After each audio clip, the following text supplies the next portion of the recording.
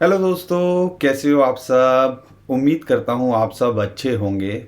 और यहाँ पर बिटकॉइन और क्रिप्टो करेंसी मार्केट के अंदर जो एकदम से तेज़ी आई है, उसको देख के आपके अंदर भी कहीं ना कहीं एक एक्साइटमेंट सी बन गई होगी कि आगे क्या होगा। और यहाँ पर बिटकॉइन क्या यहाँ से आगे जाएगा, या क्या यहाँ पर हमने एक बुल ट्रैप को देखा है, क्या यहाँ पर हम एक ट्रेंड रिवर्सल को देख रहे हैं। बहुत सारे जो है ख्याल आपके मन में इस टाइम पे आ रहे होंगे। यहाँ पर हमें जो है ना, ऐसा नहीं है कि हमें लापरवाही करने की ज़रूरत है। शॉर्ट टर्म में देख रहे हो तो एक अच्छा खासा इसने टारगेट अचीव किया है और यहाँ पे कई लोगों ने पैसा कमाया है। लेकिन लॉन्ग टर्म का विज़न है, अगर आप लंबे समय के लिए देख रहे हो तो अभी तो शुरुआत लगती है। यहाँ पर दो इम्पॉर्टेंट जो बुलिश सिग्नल हैं वो मैं आपके साथ में शेयर करूँगा। साथ के साथ में इसके अंदर देखो, जब चीज़ें होती हैं हमें हर एंगल को देखना चाहिए, हमें हर एंगल को समझना चाहिए। यहाँ पर दो बिग बुलिश एक ब्रेकआउट सिग्नल तो दिख रहे हैं, लेकिन यहाँ पर अगर शॉर्ट टर्म में देखते हो तो थोड़ी रुकावट आती है। और वो क्या सिग्नल है वो भी आपके साथ में मैं यहाँ शेयर करने वाला हूँ।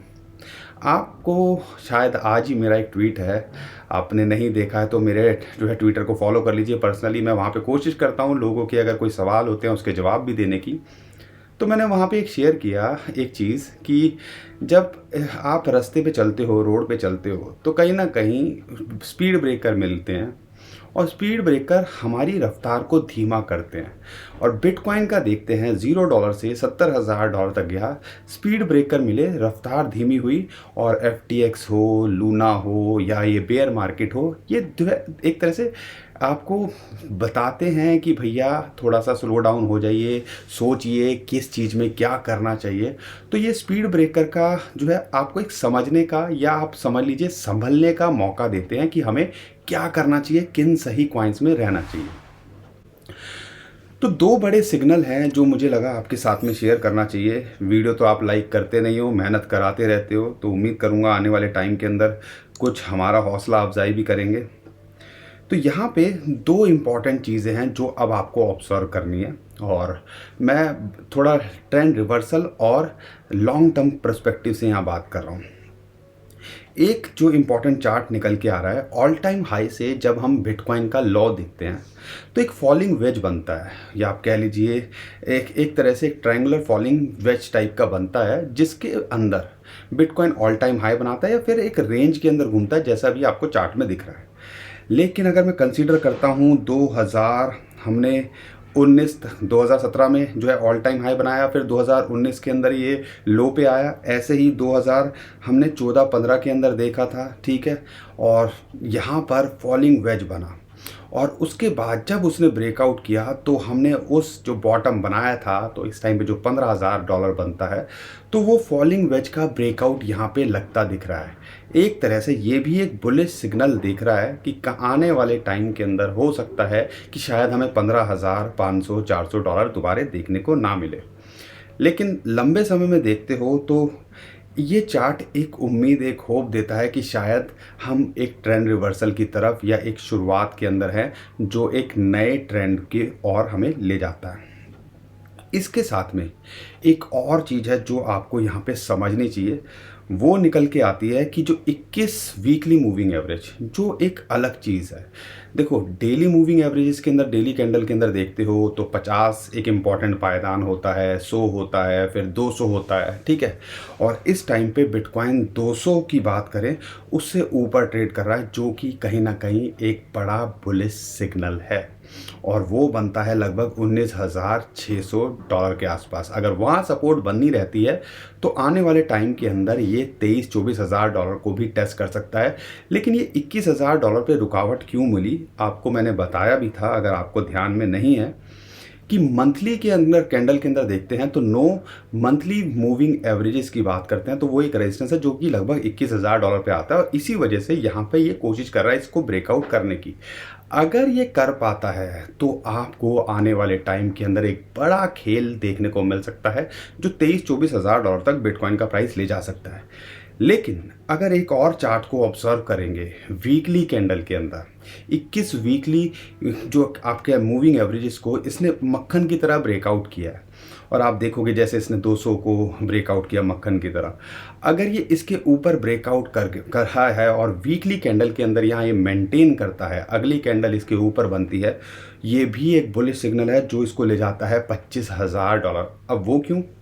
अगर आप देखते हो 21 वीकली मूविंग एवरेज जब इसके नीचे कैंडल क्लोज करती है तो हम एक जो है डाउनफॉल देखते हैं, लेकिन जब भी इसके ऊपर क्लोज किया है तो एक ट्रेंड चेंज हुआ है या एक इसको बुलिश सिग्नल माना जाता है। अगर आप कंसीडर करोगे 2021 के अंदर जब 21 वीकली मूविंग एवरेज के ऊपर गया था तो आप देखो ये स्पाइक बना और फिर हमने ऑल टाइम हाई देखा।